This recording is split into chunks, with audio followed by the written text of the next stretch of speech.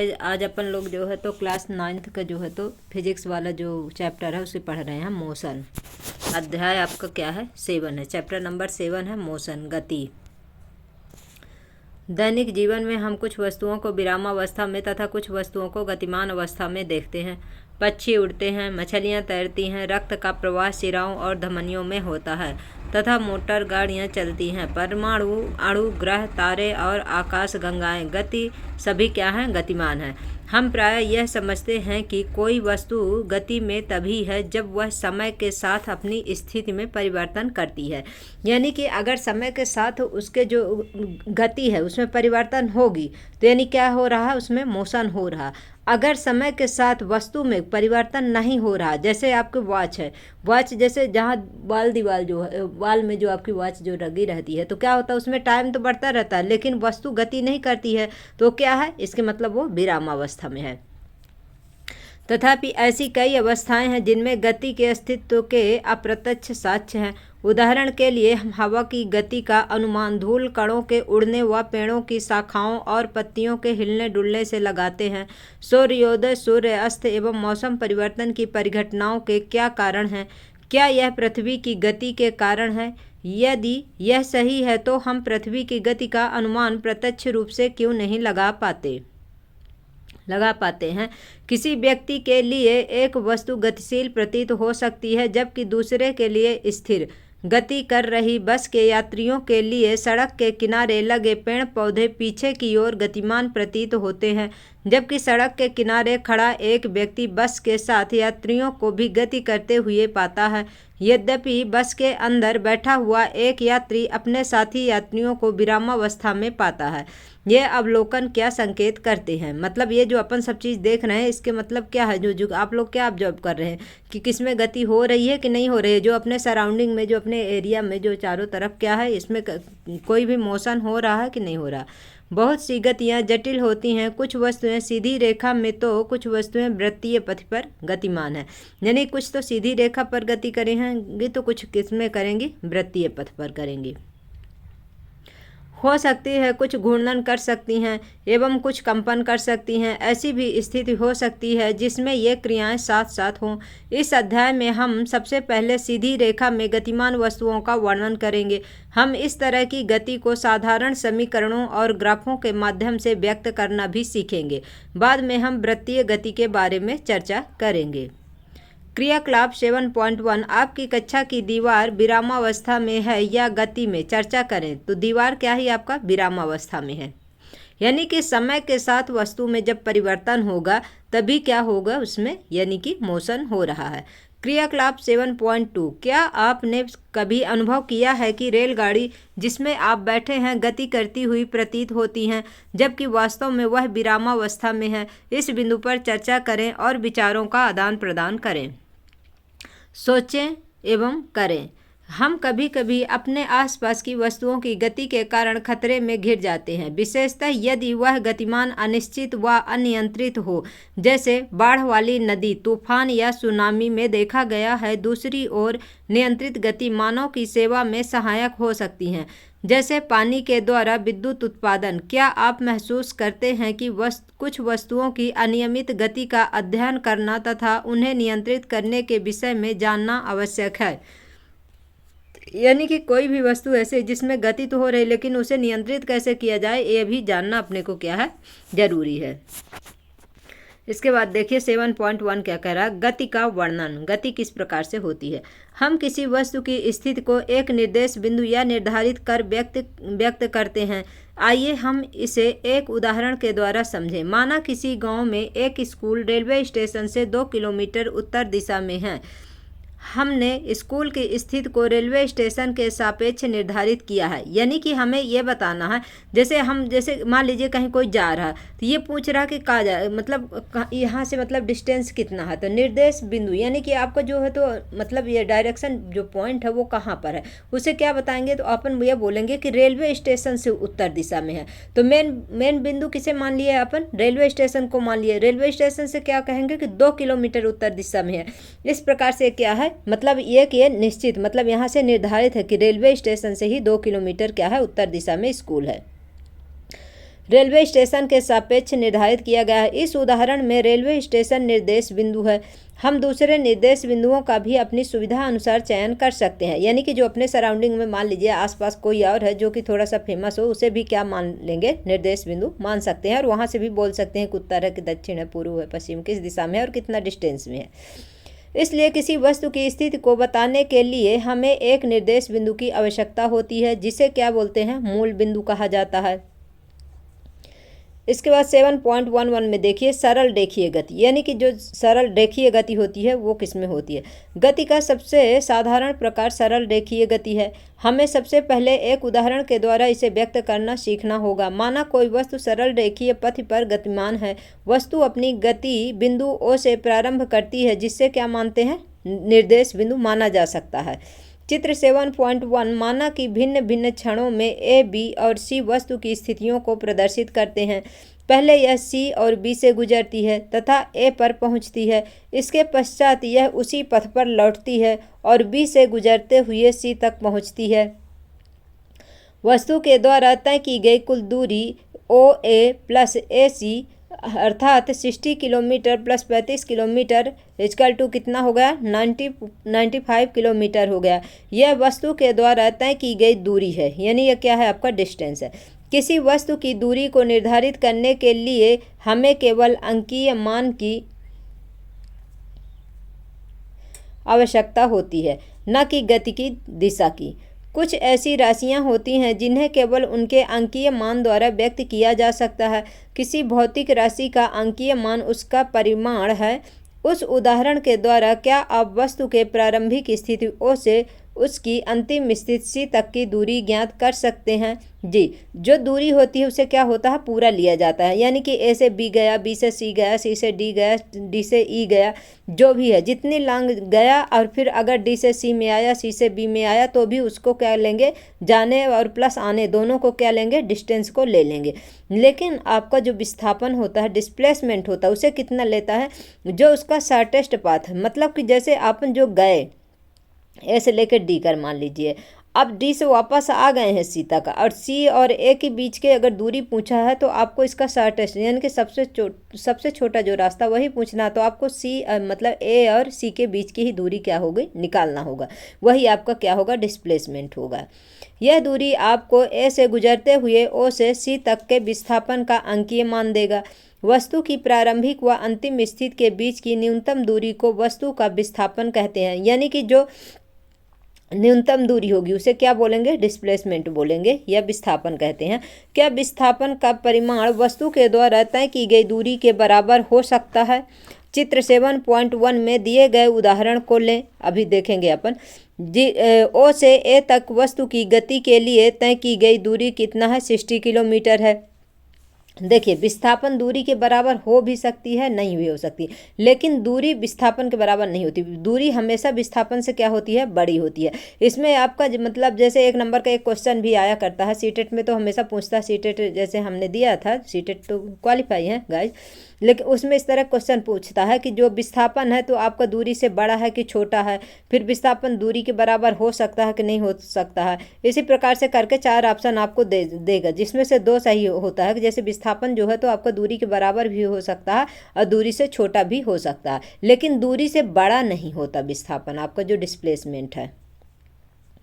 लिए तय की गई दूरी कितना है, 60 किलोमीटर है, तथा विस्थापन का परिमाण भी कितना है, 60 किलोमीटर है। O से A तथा पुनः B तक गति के दौरान तय की गई दूरी 60 किलोमीटर प्लस 25 किलोमीटर है, इक्वल टू कितना हो गया, 85 किलोमीटर हो गया। जबकि विस्थापन का परिमाण कितना है, 35 किलोमीटर है, क्योंकि इसका जो शॉर्टेस्ट पाथ होगा वही क्या है, इसका विस्थापन है, डिस्प्लेसमेंट है। इसीलिए विस्थापन का परिमाण 35 किलोमीटर तय की गई दूरी यानी 85 किलोमीटर के बराबर नहीं होगा। पुनः हम देखेंगे कि गति के दौरान विस्थापन का परिमाण शून्य हो सकता है, तो विस्थापन का परिमाण शून्य हो सकता है गाइज, लेकिन दूरी आपकी जो डिस्टेंस है वो दूरी जो है तो कभी भी शून्य नहीं होती। तो विस्थापन का परिमाण शून्य हो सकता है, परंतु तय की गई दूरी शून्य नहीं होगी। यदि हम मान लेते हैं कि वस्तु गति करते हुए पुनः O तक आती है तो प्रारंभिक स्थिति और अंतिम स्थिति आपस में मिल जाते हैं, अतः विस्थापन शून्य है। यद्यपि इस यात्रा में तय की गई दूरी OA प्लस AO बराबर 60 किलोमीटर प्लस 60 किलोमीटर बराबर 120 किलोमीटर है। यानी कि डिस्टेंस जैसे A से लेके O तक गए 60, फिर O से A से लेके फिर O तक गए तो 60, मतलब जाना प्लस आना, O से A और A से O तक जाना प्लस आना, दोनों डिस्टेंस कितना हो गया, 60 किलोमीटर हो गया। किंतु विस्थापन जो है आपका, डिस्प्लेसमेंट है, वो क्या हो गया आपका, 0 हो गया। इस प्रकार देखिए आपके ये जो चित्र में दिखाया गया है यहाँ पर, किसी सरल रेखीय पथ पर गतिमान वस्तु की स्थितियाँ। देखिए यहाँ क्या है आपका, जैसे 60 किलोमीटर A में है और यहाँ कहाँ O से स्टार्ट होता है। अब अगर A से चलते हैं आप तो ठीक है, आप A से चलेंगे तो कहाँ तक जाएंगे, अगर O तक जाएंगे और O से फिर आप यहाँ B में आए 35 तक, तो क्या होगा, जितना यहाँ से लेके यहाँ तक जाना प्लस यहाँ B तक आना क्या हो जाएगा, दूरी इसमें जुड़ जाएगी। लेकिन अगर आप इसी में डिस्प्लेसमेंट पूछेंगे कि कितना है, तो जो आप A से B तक की दूरी है यही आपका क्या हो जाएगा, डिस्प्लेसमेंट हो जाएगा, न कि A से लेके O तक और O से B तक। ये सिर्फ दूरी में लिया जाता है, दूरी में जितना जाएंगे जितना लौटेंगे सभी उसमें ऐड हो जाता है, जबकि डिस्प्लेसमेंट क्या होता है, जितना जो है तो उसका शॉर्टेस्ट पाथ है वही उसका क्या होता है, डिस्प्लेसमेंट होता है। यानी कि 60 से लेके B तक के बीच की जो डिस्टेंस है वही आपका क्या हो जाएगा, डिस्प्लेसमेंट हो जाएगा। और डिस्टेंस लेंगे तो 60, मतलब A से O लेंगे, O से A लेंगे तो 60 प्लस 60 कितना हो गया, 120 हो गया। लेकिन 60 A से लेकर O तक गया और O से A तक वापस आ गया, पूछे कि डिस्प्लेसमेंट कितना है आपका, तो 0 हो जाएगा। गाइज आप लोगों को हमारी क्लास कैसे लगती है आप लोग कमेंट भी करिएगा, क्योंकि हमें जो है तो कमेंट करने से थोड़ा जानकारी मिल जाएगी गाइज। और आप लोग हमारे क्लास को लाइक किया करिए, शेयर किया करिए, सब्सक्राइब करिए, बेल आइकन जरूर प्रेस कर लीजिए गाइज। क्या होता है, हमें मोटिवेशन मिलता है और हमारा चैनल भी थोड़ा ग्रो करेगा गाइज, जिससे हमारी मेहनत जो है तो काम में आएगी आप लोगों के, और हमारे भी काम में आएगी। दो विभिन्न भौतिक राशियों दूरी एवं विस्थापन का प्रयोग वस्तु की पूरी गति प्रक्रिया को व्यक्त करने में तथा दिए गए समय में वस्तु की प्रारंभिक स्थिति के सापेक्ष अंतिम स्थिति ज्ञात करने में किया जाता है। यानी कि जो ये क्या हैं, दो भौतिक राशियाँ हैं, क्या आपका डिस्टेंस और डिस्प्लेसमेंट, दोनों में क्या होता है, प्रयोग जब करेंगे तो इसके क्या है, प्रारंभिक स्थिति और अंतिम प्रारंभिक स्थिति के सापेक्ष अंतिम स्थिति ज्ञात करने में किया जाता है दोनों को। क्रियाकलाप 7.3, 1 मीटर स्केल और एक लंबी रस्सी लीजिए। बास्केटबॉल कोर्ट के एक कोने से दूसरे कोने तक उसके किनारे से होते हुए जाएं। अपने द्वारा तय की गई दूरी और विस्थापन के परिमाण को मापें। यानी कि अपन जो कहने का मतलब, जो एक खेल का मैदान है, जो बास्केट में जाके जहाँ पर आप बॉल डालते हैं वहाँ तक जाइए और फिर आइए, यहाँ फिर जाइए, तो क्या हो जाएगा, डिस्प्लेसमेंट आपको तो 0 हो जाएगा, जहाँ वहाँ बास्केट बॉक्स के पास वहाँ जाएंगे, और लेकिन डिस्प्लेसमेंट जाना प्लस आना दोनों क्या हो जाएगा, उसमें जुड़ जाएगा। दोनों भौतिक राशियों के मापन में आप क्या अंतर पाते हैं, यानी कि डिस्प्लेसमेंट और जो डिस्टेंस है दोनों में क्या अंतर है। क्रियाकलाप 7.4 देखिए, स्वचालित वाहनों में एक यंत्र लगा होता है जो उसके द्वारा तय की गई दूरी को प्रदर्शित करता है। इस यंत्र को क्या बोलते हैं, ओडोमीटर कहते हैं। एक कार को भुवनेश्वर से नई दिल्ली ले जाया जाता है। ओडोमीटर के अंतिम पाठ्यांक और आरंभिक पाठ्यांकों के बीच का अंतर कितना है, 1850 किलोमीटर है। ओडोमीटर क्या नापता है, स्पीड मापता है। गाइस जब आप लोग पढ़ने बैठिएगा जरूर छोटे छोटे पॉइंट क्या है नोट करते रहिएगा, कॉपी पेन जरूर लेके बैठिएगा। तो ओडोमीटर का क्या काम है, तो आपका जो है तो डिस्टेंस को मापता है। भारत के सड़क मानचित्र की सहायता से भुवनेश्वर तथा नई दिल्ली के बीच के विस्थापन के परिमाण को ज्ञात करें। देखिए क्वेश्चन है, क्वेश्चन सभी जो है तो आपको बाद में कराए जाएंगे, अभी सिर्फ क्लास कराई जाएगी। फिर एक समान गति और असमान गति। देखिए, माना कि एक वस्तु एक सीधी रेखा पर चल रही है। माना पहले 1 सेकंड में यह 50 मीटर, दूसरे सेकंड में 50 मीटर, तीसरे सेकंड में 50 मीटर तथा चौथे सेकंड में 50 मीटर दूरी तय करती है। इस स्थिति में वस्तु प्रत्येक सेकंड में 50 मीटर की दूरी तय करती है, क्योंकि वस्तु का समान समय अंतराल में समान दूरी तय करती है। यानी कि जो वस्तु है कितना, एक सेकंड में 50 मीटर, मतलब हर सेकंड में कितनी दूरी तय करती है, 50 मीटर दूरी तय करती है। तो समान टाइम पर सेम टाइम में सेम डिस्टेंस तय करती है, तो उसकी गति को क्या बोलेंगे, एक समान गति कहते हैं। यानी कि जो सेम टाइम में सेम गति करेगी तो उसे क्या बोलेंगे, एक समान गति कहते हैं। इस तरह की गति में समय अंतराल छोटा होना चाहिए।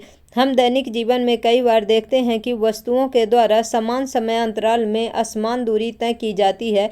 उदाहरण के लिए भीड़ वाली सड़क पर जा रही कार या पार्क में दौड़ रहा एक व्यक्ति, ये असमान गति के कुछ उदाहरण हैं।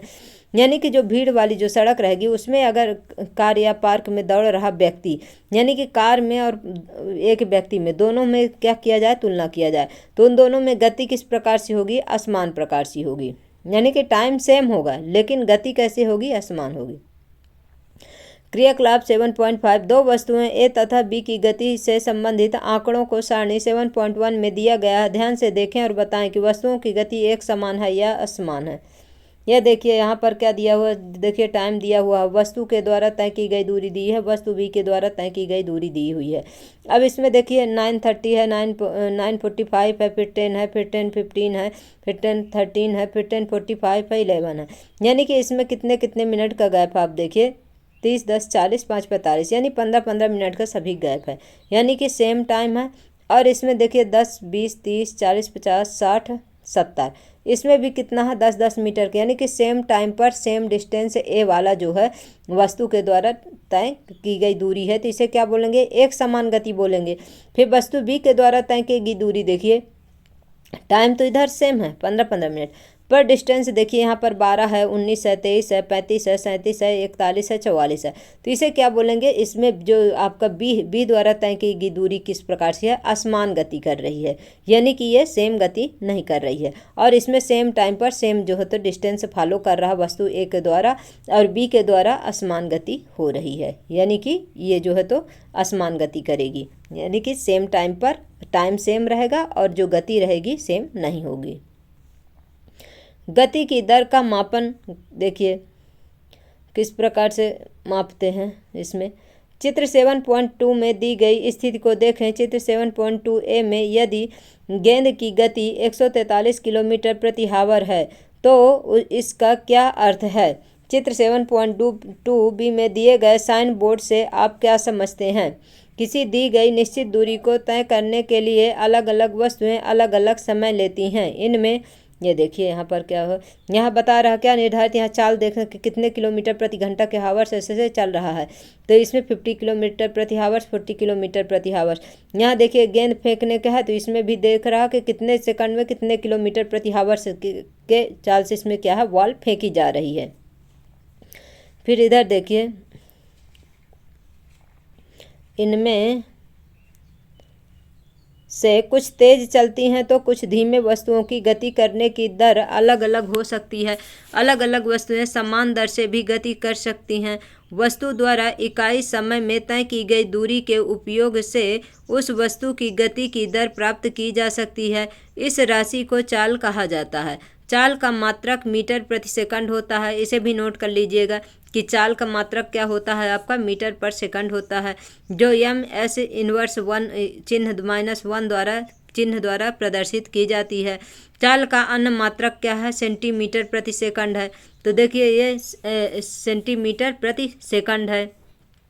चाल को दो तरीके से प्रदर्शित किया जाता है, मीटर पर सेकंड और सेंटीमीटर पर सेकंड से। और किलोमीटर को किससे, किलोमीटर प्रति हावर्स से जो होते इसे क्या किया जाता है, लिखा जाता है। वस्तु की गति को व्यक्त करने के लिए हमें केवल उसके परिमाण की आवश्यकता होती है। यह आवश्यक नहीं है कि वस्तु की गति नियत हो। अधिकतर अवस्थाओं में वस्तुएं असमान गति में होंगी, इसीलिए हम उन वस्तुओं के गति की दर को उनकी औसत चाल के रूप में व्यक्त करते हैं। वस्तु की औसत चाल उसके द्वारा तय की गई कुल दूरी को कुल समयावधि से भाग देकर प्राप्त किया जा सकता है। यानी कि जो आपको एवरेज स्पीड है। तो कैसे निकाला जाएगा, कितने की गई, मतलब जितने तय की गई होगी दूरी, यानी कि total distance upon total time, यानी कि औसत चाल में जो जितना डिस्टेंस है आपका, और जो आपका जो टाइम होगा, टाइम का जो है डिस्टेंस में क्या करेंगे, भाग दे देंगे, तो आपका क्या निकलेगा, एवरेज स्पीड निकलेगी, यानी कि औसत चाल निकलेगी। यदि एक वस्तु t समय में s दूरी तय करती है तो इसका चाल बताइए। टाइम क्या है आपका, t है, समय क्या है, s है। अब इसकी चाल को किससे, ये v से डिनोट कर रहे हैं, तो ये v equal to s upon T हो गया। आइए इसे उदाहरण के द्वारा समझें। एक कार 2 हावर्स में 100 किलोमीटर की दूरी तय करती है और इसकी औसत चाल 50 किलोमीटर प्रति हावर्स है। कार पूरे समय 50 किलोमीटर प्रति हावर्स की चाल से नहीं चली होगी। कुछ समय यह इससे अधिक तो कुछ समय इससे कम चाल से चली होगी। गाइस, जितने एग्जाम्पल के क्वेश्चन हैं, मैं क्वेश्चन अलग से अपलोड करके और आपके शॉर्ट्स में या कि वीडियो में डालती जाऊंगी, इसलिए जो है तो अभी इसको जो है तो थ्योरी में नहीं कराऊंगी गाइस, अलग से सवाल कराऊंगी। तो क्या है कि आप लोगों को दिमाग में भी बैठेगा और हमें भी पढ़ाने में सुविधा होगी थोड़ा, क्योंकि इससे पहले हमें नोट्स बनाते हैं, फिर इसके बाद हम आप लोगों को बताते हैं। 7.2.1 दिशा के साथ चाल। किसी वस्तु की गति की दर और भी अधिक व्यापक हो सकती है अगर हम उसकी चाल के साथ साथ दिशा को भी व्यक्त करें। वह राशि जो इन दोनों पक्षों को व्यक्त करती है उसे वेग कहा जाता है। अतः एक निश्चित दिशा में चाल को वेग कहते हैं। किसी वस्तु का वेग समान या असमान हो सकता है। यह वस्तु की चाल, गति की दिशा या दोनों के परिवर्तन के साथ परिवर्तित हो सकती है। यानी कि वेग जो है तो क्या होती है, गति और दिशा दोनों के साथ में चेंज हो सकती है। जब एक वस्तु सीधी रेखा में बदलती हुई चाल के साथ गति कर रही है तो हम इसके गति की दर के परिमाण को औसत वेग के द्वारा व्यक्त कर सकते हैं और इसकी गणना औसत चाल की गणना के समान ही कर सकते हैं। यानी कि total distance upon total time से भी औसत वेग को भी निकाल सकते हैं। जिस प्रकार से औसत चाल निकालते हैं उसी प्रकार से औसत वेग भी निकालेंगे। यदि वस्तु का वेग समान रूप से परिवर्तित हो रहा है तब दिए गए प्रारंभिक वेग और अंतिम वेग के अंकगणितीय माध्य के द्वारा औसत वेग प्राप्त किया जा सकता है। यानी कि क्या बोल रहा है कि यदि वस्तु का वेग समान रूप से परिवर्तित हो रहा है, यानी कि अगर वेग में क्या हो रहा है, चेंज हो रहा है, तो उसका प्रारंभिक वेग लेंगे और अंतिम वेग लेंगे और अंकगणितीय माध्य के द्वारा, मतलब जिस प्रकार से माध्य निकालते हैं उसी प्रकार से क्या करेंगे, औसत वेग निकालेंगे। तो औसत वेग बराबर प्रारंभिक वेग प्लस अंतिम वेग बटे 2 से निकालेंगे। गाइज, ये जो फार्मूला है इसे आप लोग नोट करते जाइएगा, क्योंकि आप लोगों को जब सवाल सॉल्व करेंगे तो आप लोगों को बहुत हेल्प मिलेगी। जैसे अपन अभी पढ़े ऊपर ना एवरेज स्पीड का, अभी किसका आ गया, औसत वेग का आ गया। तो ये 2 फार्मूला है। जैसे ओडोमीटर से क्या मापा जाता है इसे, ये 3 पॉइंट तो आप बिल्कुल नोट कर लीजिए। फिर इसका देखिए कि इसको औसत वेग यानी कि एवरेज स्पीड को कैसे निकालेंगे। ये v equal to u plus v, यानी कि प्रारंभिक वेग का u से अंतिम वेग को v से बटे कितना 2। इस प्रकार से क्या निकालेंगे, औसत वेग निकालेंगे। जहाँ एवरेज स्पीड औसत वेग है, u क्या है, प्रारंभिक वेग है, तथा v वस्तु का अंतिम वेग है। चाल तथा वेग दोनों का मात्रक समान होता है, अर्थात मीटर पर सेकंड इनवर्स या मीटर सेकंड होता है। यानी कि चाल और वेग दोनों का अगर मात्रक पूछा जाए, आप इसे नोट करते जाइएगा, ठीक है गाइज। चाल का और वेग का मात्रक क्या हो जाएगा, मीटर पर सेकंड हो जाएगा या कि मीटर सेकंड होगा।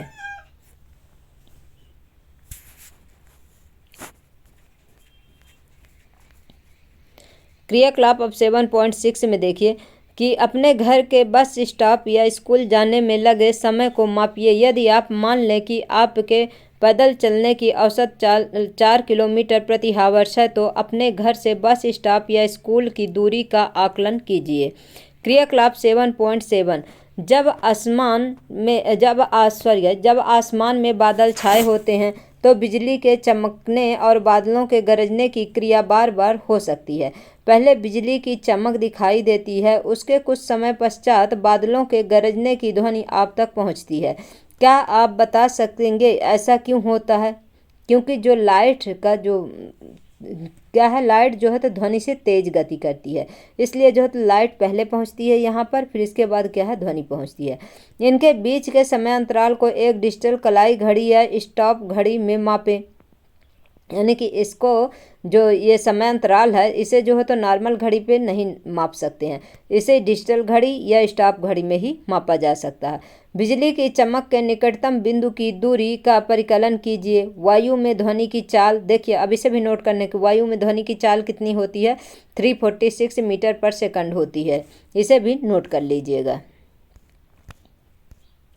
सभी क्वेश्चन मैं कराऊंगी गाइस, लेकिन यह है कि सब क्वेश्चन अलग से कराऊंगी, क्वेश्चन अलग कराऊंगी, और इसके जो है तो ये अलग जो थ्योरी है इसे अलग कराऊंगी।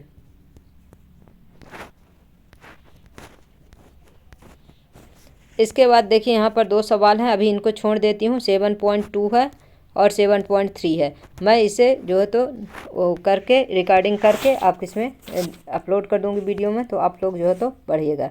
फिर देखिए 7.3 में क्या है, वेग में परिवर्तन की दर। किसी वस्तु की एक समान सरल रेखीय गति के दौरान समय के साथ वेग नियत रहता है। इस अवस्था में किसी भी समय अंतराल में वस्तु के वेग में परिवर्तन शून्य है। यद्यपि असमान गति में वेग समय के साथ परिवर्तित होता है, इसका मान विभिन्न समयों पर एवं विभिन्न बिंदुओं पर भिन्न भिन्न होता है। इस प्रकार किसी भी समय अंतराल पर वस्तु के वेग में परिवर्तन शून्य नहीं होता है। क्या अब हम वस्तु के वेग में परिवर्तन को व्यक्त कर सकते हैं? इस तरह के प्रश्नों का उत्तर देने के लिए हमें एक अन्य भौतिक राशि त्वरण के बारे में जानना होगा, यानी कि जो कि एक वस्तु के प्रति इकाई समय में वेग में परिवर्तन की माप है। यानी कि जो वेग में परिवर्तन होता है, वेग में चेंज इन वेलोसिटी की क्या है, आपका त्वरण है।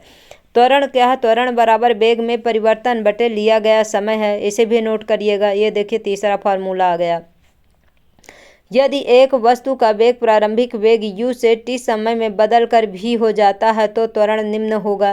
तब त्वरण को क्या है, एक्सीलरेशन को किससे लिखते हैं, a से डिनोट करते हैं, तो v माइनस u हो जाएगा। यानी कि जो है अंतिम समय और प्रारंभिक समय बटे क्या हो जाएगा, t, जो टाइम लगा होगा। इस प्रकार की गति को त्वरित गति कहा जाता है। यदि त्वरण वेग की दिशा में है तो इसे धनात्मक लिया जाता है। यानी कि अगर वेग किधर है, दिशा, जिधर का दिशा है अगर उसी तरफ वेग है तो क्या होगा, धनात्मक लिया जाता है। तथा यदि वेग के विपरीत दिशा में है, तो अगर मान लीजिए जिधर गति हो रही है और उसके विपरीत दिशा में लेना है तो फिर क्या लेंगे, ऋणात्मक लिया जाता है। त्वरण का मात्रक क्या होता है, मीटर पर सेकंड स्क्वायर होता है, इसे भी नोट करिएगा। त्वरण का मात्रक क्या है, मीटर पर सेकंड स्क्वायर है। यदि एक वस्तु सीधी रेखा में चलती है और इसका वेग समान समय अंतराल में समान रूप में घटता है या बढ़ता है तो वस्तु के त्वरण को एक समान त्वरण कहा जाता है। स्वतंत्र रूप से गिर रही एक वस्तु की गति एक समान त्वरित गति का उदाहरण है। दूसरी ओर एक वस्तु असमान त्वरण से चल सकती है यदि उसका वेग असमान रूप से बदलता है। त्वरण के लिए यदि एक कार सीधी सड़क पर चलते हुए समान समय अंतराल में असमान दर से चाल को परिवर्तित करती है तब कहा जाता है कि कार असमान त्वरण से गतिमान है। यानी कि जब सेम समय में सेम टाइम में सेम अंतराल में के चाल से चलेगी तो उसे क्या बोलेंगे कि कैसे चल रही है, असमान दर से, मतलब सेम टाइम पर सेम चलेगी तो त्वरण क्या होगा, सेम होगा। और जब असमान दर से चाल को परिवर्तित करती है, जहाँ असमान टाइम सेम है लेकिन इसकी त्वरण कैसे है, मतलब इसकी गति किस प्रकार है, अलग अलग है, तो इसे क्या बोलेंगे, असमान त्वरण बोलेंगे। क्रियाकलाप 7.8 में देखिए, आप दैनिक जीवन में बहुत प्रकार की गतियों को देखते होंगे, जिनमें से प्रमुख क्या क्या है। देखिए, गति की दिशा में त्वरण, मतलब जिस दिशा में चल रही है गति हो रही उसी दिशा में क्या हो रहा है, त्वरण हो रहा। त्वरण गति दिशा के विरुद्ध, यानी कि मतलब ये त्वरण कैसे हो रहा है, गति दिशा के विरुद्ध हो रहा है, जिस दिशा में जा रही है अगर उसके विपरीत हो रहा है तो एक समान त्वरण है। मतलब क्या एक समान त्वरण भी हो सकता है, तो हाँ हो सकता है, जब सेम टाइम पर सेम गति करेगी तो एक समान भी त्वरण। असमान त्वरण है, यानी कि इस प्रकार, यानी कि चारों ये गति इस प्रकार से हो सकती हैं। फिर क्या आप ऊपर प्रत्येक प्रकार की गति के लिए एक एक उदाहरण दे सकते हैं? यानी कि जो अगर गति की दिशा त्वरण में है तो क्या उदाहरण देंगे? त्वरण की गति दिशा के विरुद्ध है तब क्या है? एक समान त्वरण है तब क्या है? असमान त्वरण है तब क्या है? अब देखिए एग्जाम्पल नंबर 7.4 है। फिर ये सवाल है आपका। अब इस सवाल को फिर छोड़ देती हूँ गाइस। सभी सवाल जो है तो एक एक करके आपके उसमें जो है तो अपलोड करूँगी। फिर गति का ग्राफीय प्रदर्शन। कई घटनाओं के बारे में मूल जानकारी सुविधाजनक विधि से ग्राफ द्वारा प्रदर्शित की जा सकती है। उदाहरण के लिए किसी एक दिवसीय क्रिकेट मैच के प्रसारण में किसी टीम द्वारा प्रत्येक ओवर में बनाए गए रनों की दर को प्रायः ऊर्ध्वाधर बार ग्राफ से दिखाया जाता है, जैसा कि आपने गणित में पढ़ा है कि एक सरल रेखीय ग्राफ की सहायता से दो चर युक्त रैखिक समीकरण का हल ज्ञात किया जाता है। किसी वस्तु की गति को दर्शाने के लिए एक रेखीय ग्राफ की आवश्यकता होती है। इस स्थिति में रेखा ग्राफ किसी एक भौतिक राशि पर निर्भरता को दर्शाता है, जैसे दूरी या वेग का दूसरी राशि जैसे समय पर। फिर दूरी समय ग्राफ जो है तो किस प्रकार 7.4.1 में समय के साथ किसी वस्तु की स्थिति परिवर्तन को एक सुविधाजनक पैमाना अपनाकर दूरी समय ग्राफ द्वारा व्यक्त किया जा सकता है। इस ग्राफ में समय को x अक्ष और दूरी को y अक्ष पर प्रदर्शित किया जाता है। दूरी समय ग्राफ को विभिन्न अवस्थाओं में प्रदर्शित किया जा सकता है, जैसे वस्तु एक समान चाल या असमान चाल से चल रही है तो विरामावस्था में है इत्यादि। देखिए इसमें समय नीचे दिखाया हुआ है आपका और दूरी जो है तो ऊपर दिखाई दिया है। लेकिन इसमें देखिए 10, 20, 30, 40 यानी ये क्या दिखा रहा है आपका? डिस्टेंस दिखा रहा। टाइम कितना दिखा रहा है? 20, 40, 60 यानी कि सेम टाइम पर सेम डिस्टेंस जब ये दूरी तय कर रही है तो किस प्रकार से आपका ये एक सीधी रेखा में जो है तो क्या बनता है आपका? ये जो है तो ग्राफ बनता है, यानी कि जो दूरी समय ग्राफ है। मतलब अगर देखिए इधर क्या है 20 मिनट फिर 20 मिनट फिर 20 मिनट करके इधर टाइम दिया हुआ है और इधर कितना है आपका 10 किलोमीटर फिर 20 किलोमीटर फिर 23 किलोमीटर। मतलब सेम टाइम पर सेम डिस्टेंस फॉलो कर रहा है, इसलिए इसका ग्राफ किस प्रकार है? जो होते एक लीनियर मतलब एक सीधी रेखा में प्राप्त था और इसे क्या बोलेंगे? एक समान इसमें गति हो रही है। आपका एक समान चाल से गतिमान किसी वस्तु का क्या है? दूरी समय ग्राफ है। हम जानते हैं कि जब कोई वस्तु समान दूरी समान समय अंतराल में तय करती है तब इसकी चाल एक समान होती है। अतः वस्तु के द्वारा तय की गई दूरी के लिए गए समय के समानुपाती होती है। इस प्रकार एक समान चाल के लिए समय के साथ तय की गई दूरी का ग्राफ एक सरल रेखा है, जैसा कि चित्र 7.3 में ये दिखाया गया है। देखिए इस प्रकार से।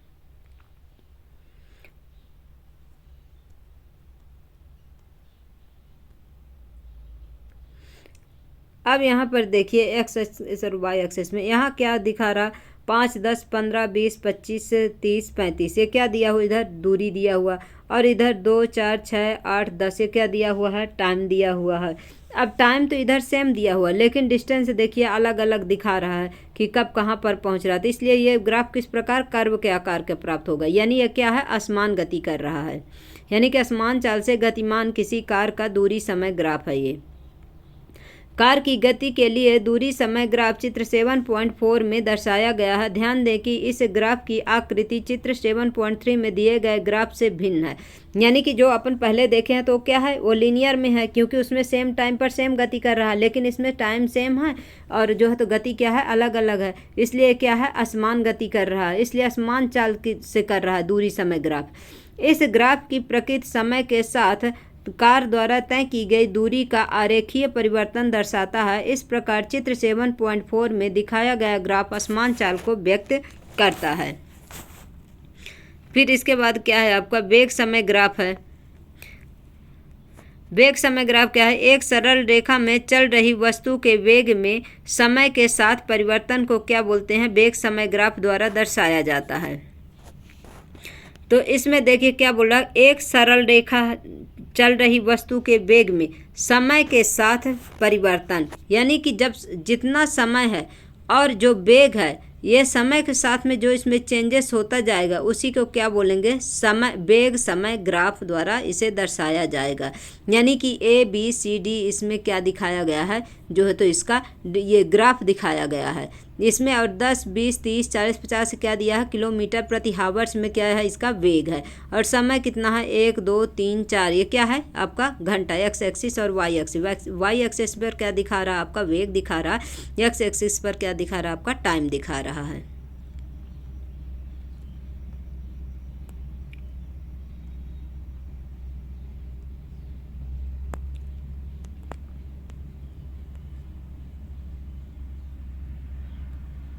यहाँ से देखिए गाइज, इसके बाद ये जो चित्र 7.3 में इसके बाद यहाँ से क्या करना था गाइज, तो हम नीचे पहुँच गए थे। तो ये देखिए क्या है कि प्रदर्शित है ग्राफ में OB भाग यह दर्शाता है कि दूरी एक समान दर से बढ़ रही है। यदि आप y अक्ष पर विस्थापन का परिमाण तय की गई दूरी के बराबर लेते हैं तो आप एक समान चाल के स्थान पर एक समान वेग पद का भी प्रयोग कर सकते हैं। जब एक समान चाल होगी तो उसे एक समान वेग पद का भी प्रयोग वहाँ पर कर सकते हैं, मतलब वेग भी उसे बोल सकते हैं, चाल भी बोल रहे हैं। जब क्या कब होगा, एक समान दूरी प्लस जो है तो आपका ये चाल एक साथ चलेंगे तो इसे क्या बोलेंगे, वेग पद का भी इसे प्रयोग कर सकते हैं। हम दूरी समय ग्राफ का प्रयोग वस्तु की चाल ज्ञात करने के लिए कर सकते हैं। ऐसा करने के लिए चित्र 7.3 में दिए गए दूरी समय ग्राफ के भाग AB को लें। बिंदु A के x अक्ष के समांतर एक रेखा तथा बिंदु B के से y अक्ष के समांतर एक रेखा खींचें। तो ये दोनों रेखाएं बिंदु C पर मिलकर एक त्रिभुज ABC बनाती हैं। अब ग्राफ पर AC समय अंतराल T2 या T1 को बताता है, जबकि BC दूरी S2 और S1 यानी कि विस्थापन को बताता है। हम ग्राफ से देख सकते हैं कि वस्तु A से B बिंदु तक जाने में T2 - T1 समय में S2 - S1 दूरी तय करती है। अतः वस्तु की चाल निम्न प्रकार से व्यक्त की जा सकती है। यानी कि वस्तु की चाल किस प्रकार से निकालेंगे, देखिए एक का बोलता है T1 T2, ये जो है क्या बोल रहा है कि इसमें एक क्या है, एक त्रिभुज के समान क्या होता है संरचना दिखाती है। T1 T2 क्या है, समय अंतराल है। और ये S2 S1 और S2 क्या है, इसका डिस्टेंस है यानी दूरी है। तो चाल बराबर इसको क्या बोलेंगे, भी बराबर ये जो है तो S2 - S1 अपान T2 - T1 है। हम त्वरित गति के लिए भी दूरी समय ग्राफ अंकित कर सकते हैं। सारणी 7.2 में एक कार के द्वारा S2 के समय अंतराल में तय की गई दूरियों को प्रदर्शित करती हैं। अब देखिए इसमें क्या है, 7.2 में तय की गई दूरी समय को यस से दूरी को मीटर से 2 4 6 8 10 12, इधर क्या दिया हुआ आपका समय दिया हुआ कि 2 सेकंड में 4 सेकंड में 6 सेकंड में 8 सेकंड में 10 सेकंड में 12 सेकंड। दूरी कितना, तो 2 सेकंड में 1, फिर 4 सेकंड में 4, 6 सेकंड में 9, 8 सेकंड में 16, 10 सेकंड में 25 मीटर, फिर 12 सेकंड में 36 मीटर। इस प्रकार से दूरी तय कर रहा है। मतलब ये क्या है, टाइम तो इसमें सेम चल रहा है लेकिन डिस्टेंस क्या है, असमान है। गाइज इसके बाद जो है तो ये देखिए ये असमान दूरी वाला जो ग्राफ है, या इसको तो पढ़ा दी हूँ ग्राफ को, पर फिर भी अब जब नेक्स्ट क्लास करेंगे तो यहीं से अपन स्टार्ट करेंगे। यानी कि इस वाले से अपन स्टार्ट करेंगे और इसके बाद जो है तो इस क्लास को पूरा कर देंगे, यानी 2 पार्ट में से कंप्लीट कर लेंगे। गाइज आप लोगों को हमारी क्लास कैसे लगती है, आप लोग हमारे क्लास को लाइक करिए, शेयर करिए, सब्सक्राइब करिए गाइज। और एक नया चैनल बनाएंगे क्योंकि ये निवेदिता NCERT साइंस में जो है तो क्या है, इसमें सब्सक्राइबर नहीं बढ़ रहे हैं। और जब दूसरा चैनल बनाकर उसमें वीडियो डालूंगी तो आप लोगों को इसमें लिंक भेज दूंगी और बता दूंगी कि इसमें से अब जो है तो एजुकेशन जो चैनल है अपना दूसरा चलाएंगे, क्योंकि इसमें जो है तो कोई भी सब्सक्राइबर नहीं। गाइज 2 साल से मेहनत कर रही हूँ, बीच बीच में घर में प्रॉब्लम आने की वजह से वीडियो भी नहीं बना पाती थी, लेकिन अब रेगुलर काम करना है और जो है तो एक नया चैनल बनाए जिससे जो है तो हमें गाइज आप लोगों का जो है तो आप लोगों के लिए वीडियो भी जल्दी जल्दी टाइम से पहुँचे और हमारा चैनल भी ग्रो करे। और आप लोग हमारे चैनल को लाइक करिए, शेयर करिए, सब्सक्राइब करिए। Thank you so much guys.